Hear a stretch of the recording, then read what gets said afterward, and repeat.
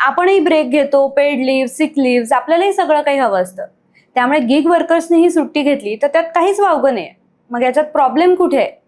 तर बिहार, पश्चिम बंगाल, आसामच्या निवडणुकांसाठी मतदानासाठी घरी गेलेले वर्कर्स हे कामासाठी परत शहरांमध्ये आलेलेच नाहीये. त्यामुळे होतंय काय की वेअर हाऊसेस आणि डिस्ट्रीब्युशन हब्समध्ये मदतीला पुरेसे हातच नाहीये.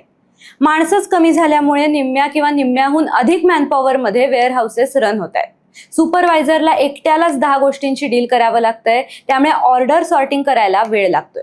त्यामुळे ऑफकोर्स ऑर्डर डिस्पॅच व्हायलाही वेळ लागतोय आणि तुमचं पार्सल ऑर्डरच्या ढिगाऱ्यामध्ये पडून राहतंय. सो तुमच्या पार्सलबद्दल कोणी विसरलेलं नाहीये, तर ते वेळेत तुमच्यापर्यंत पोहोचवण्यासाठी माणसंच पुरेशी नाहीये. 2025 मध्ये सुद्धा डिलिव्हरी गिग वर्कर्सने संप केला होता, जो की एक प्लॅन्ड होता आणि त्याचा फटका आपल्या डिलिव्हरी चेनला चांगलाच बसला होता. पण आता घरी गेलेले वर्कर्स हे कोणतंही प्लॅनिंग करून गेलेले नाही, हे अनप्लॅन्ड आहे. याची कुठेही हेडलाईन नाही, जास्त चर्चा नाही, स्लो इफेक्टमध्ये हे सगळं होतंय. पण तुमची ऑर्डर मात्र लेट डिलिव्हर होतीये आणि ॲपकडून मात्र तुम्हाला सॉरी, क्षमस्व असे मेसेजेस येत आहेत. आता हे एवढंच कारण नाहीये, तर पेट्रोल डिझेलच्या वाढत्या किमतीही तुमची ऑर्डर लेट डिलिव्हर व्हायला कारणीभूत ठरत आहेत.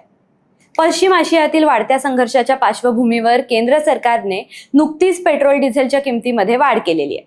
फूड, ग्रोसरी, ई कॉमर्सच्या डिलिव्हरीसाठी गिग वर्कर्स मोस्टली स्वतःच्या टू व्हीलरवरती फिरतात आणि हा फ्युएल आणि मेंटेनन्सचा खर्च डिलिव्हरी पार्टनर्सच्या एकूण उत्पन्नापैकी ऑलरेडी 20 ते 32% ऑक्युपाय करतो.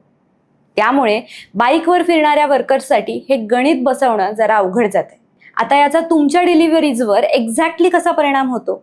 तर रूट बॅचेस या अजून जास्त ऍक्टिव्ह होतात. म्हणजे काय? तर तुमच्या भागामध्ये 10 पार्सल्स घेऊन येणारी एक गाडी पाठवण्याऐवजी डिस्पॅचर काय करतो, 20 ते 25 ऑर्डर्स जमा होईपर्यंत तो थांबतो. म्हणजेच कमी फेऱ्या पण मार्जिन आणि नफा त्यातनं त्यांना जास्त मिळायची शक्यता असते.